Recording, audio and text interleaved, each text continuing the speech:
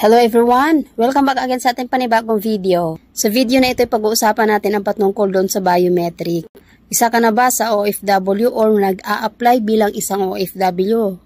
Tapos dadaan ka dito sa biometric, lalong-lalo na't papunta tayo dito sa gitnang silangan o sa Saudi Arabia.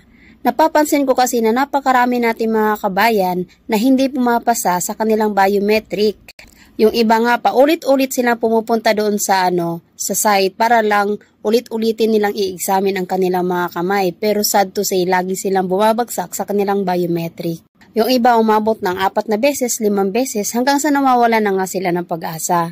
At isa na rin ako doon sa napabilang sa non-biometric. Alam nyo ba guys, sa hirap-hirap na mga gagawin nating mga proseso or sa mga proseso ng ating mga papel, dumagdag pa ito si biometric. Tapos napakasakit isipin kasi nga lalong-lalo na katulad sa atin na malayo tayo sa Maynila or babiyahe pa tayo papunta dito sa Maynila.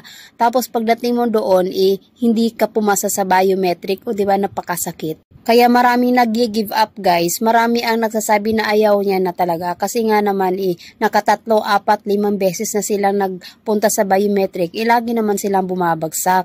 Pues mga kapatid ko, andito ang video na ito. Ayan, so meron nga pala akong ginawang video last year. So sa sobrang busy natin at hindi na nga tayo masyadong active dito sa ating YouTube channel, nagawa ako noon ng mga tutorial, nagawa ako ng tutorial or video kung paano nga ba natin maipasa ang biometric. So marami na ang sari-saring mga komento doon at maraming nagtatanong kung ano nga ba ang dapat gawin para pumasa na sa susunod nilang examen sa kanilang biometric. At marami din ako nababasang comment doon na binalikan nila ang video ko dahil nga naghahanap sila ng mga video tutorial at ang video ko ang napili nila.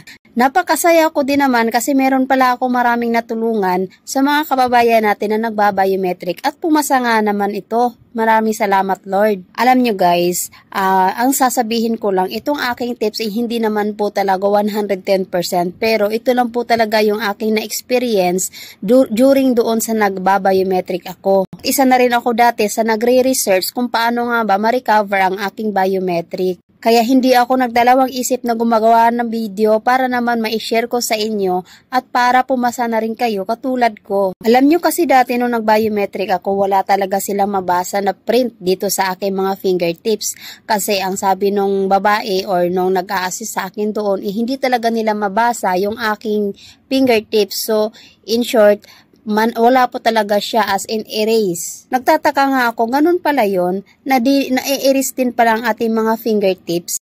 Kaya sa mga nakapag-biometric at pumasa sila at ginawa nila ang tips na ginawa ko at sinabi ko, ayan, syempre magdasal na rin tayo para pumasa din tayo. Simple lang naman kasi ang aking ginawa. Naglagay lang ako ng petroleum jelly sa any kind of brand ng petroleum jelly guys bago kayo matulog. Magbabad kayo tapos while maglagay kayo ng petroleum jelly sa inyong mga kamay, mag-gloves kayo. Of course, tatanggalin mo yung kinabukasan. At umiwas din tayo sa mga detergent tulad ng mga sabon o kaya ako kahit nagtututbrush, naghihilamos. Ayan, naghihilamos, nag-gloves ako, naghuhugas ng plato, nag-gloves ako, 'di ba? Ganon kaarte. Kasi nga gusto natin pumasa. Hindi naman siya matagal na gagawin mo guys. Within 4 days or 5 days lang, hindi naman yun matagal. Kaya iwasan talaga natin kahit na maghugas tayo ng mga plato, yung dishwashing liquid na yan, nakakatanggal din yan ng ating fingertips.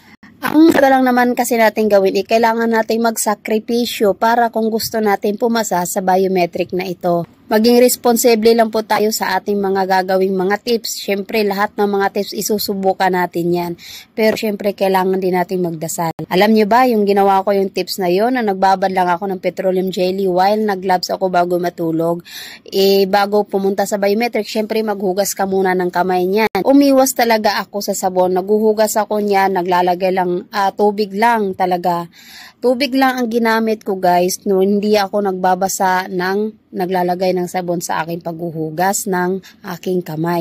At syempre, ginawa ko din ang pinaka the best. Naglagay ako ng pulbo sa bulsa ng aking pantalon bago ako pumasok doon sa finger station. Pagpapasok ka doon sa biometric, wala ka ibang dadalhin kundi ballpen lang talaga at saka papel na maliit. Hindi ka pwede magdala ng cellphone. Walang pwedeng magdala ng bag sa loob. Kaya ang ginawa ko, naglagay ako ng pulbo sa bulsa ng aking pantalon. So while nakapila ako, syempre kinakabahan tayo habang nakapila at sana pumasa tayo, ang dami na nating dinasal.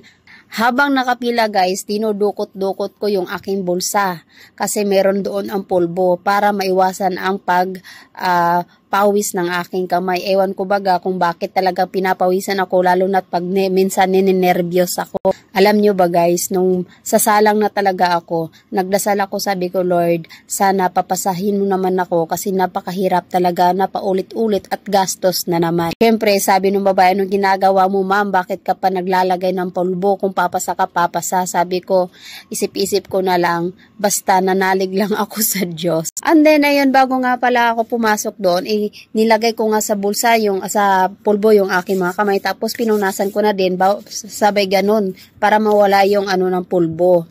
At ayun na nga guys, isang lapag ko lang ng ganon to, lahat ng mga fingers nilalapag ko doon at alhamdulillah, pumasa tayo. Kaya sa mga hindi pa nakakapasa, sa mga bumagsak sa biometric, gawin nyo guys ang tips ko at napakarami talaga na pumasa sa tips na ginawa ko sa video na ito. Ito sila guys, yung mga ipapakita ko sa inyo, yung mga papasalamat dahil sa akin tutorial, dahil pumasa nga sila. Maraming salamat sa tiwala mga kapatid at sana mag-iingat tayo lagi. Yun lang po, maraming salamat and God bless.